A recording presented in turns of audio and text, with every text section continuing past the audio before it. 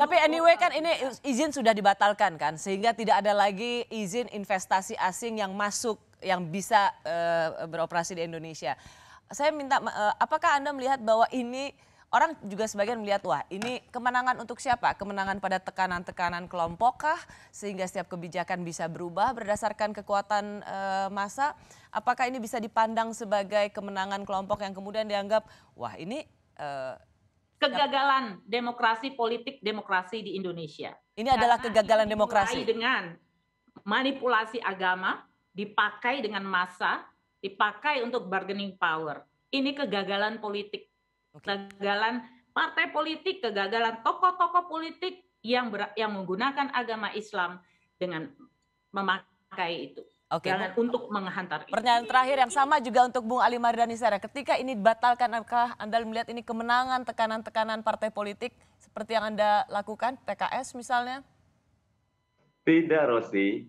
Ini justru saya sedih ketika Kiai Ma'ruf sama sekali tidak tahu tentang bab ini. Padahal ini bab yang sangat sensitif buat Kiai Ma'ruf. Kalau buat saya, pembatalan ini diapresiasi dan industri miras tidak boleh diberikan peluang untuk justru menghancurkan industri lokal. Yang harus ada kontrol ketat, bahkan kalau kami memang mengajukan rancangan undang-undang pelarangan minuman keras. Begitu. Oke, Bung Arya Bima, kemenangan untuk siapa ketika ini dibatalkan? Jadi menurut saya ini yang bersuara adalah para importer lokal, importer miras impor, dan saya kira dia tidak akan ada persaingan industri miras besar di 4 daerah itu.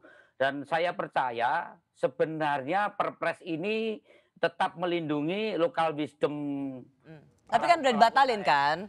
Ya, tadi dibatalin dan saya berharap Perpres ini kalau dibatalin bukan berarti argumentasi Bang Mardhani Alisera itu benar, karena Perpres sebelumnya yaitu Perpres nomor 13 tahun 2013 itu membebaskan distribusi seluruh retail di Indonesia atas izin gubernur dan wali kota. Dan Pak Jokowi lah tahun 2016 dengan Kemendak itu melarang seluruh retail modern untuk menjual minol.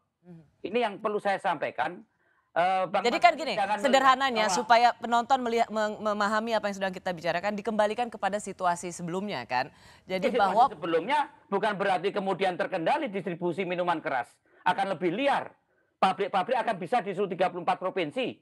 Jadi tolong adakan FGD, mari kita kaji, persandingkan antara Perpres 10 2021 dengan Perpres sebelumnya. Yang menurut saya Perpres 74 2013 akan jauh lebih liar dalam hal distribusi penjualan alkohol di seluruh wilayah Nusantara, termasuk industrinya.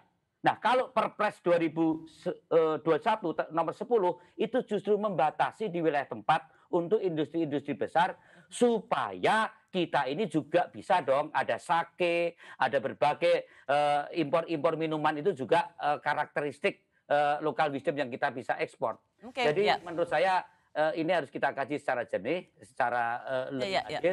Tapi sudah dibatalkan dan saya melihat ini adalah bagian kebijakan publik karena pemerintah atau presiden merespon berbagai keberatan-keberatan yang ada dari masyarakat.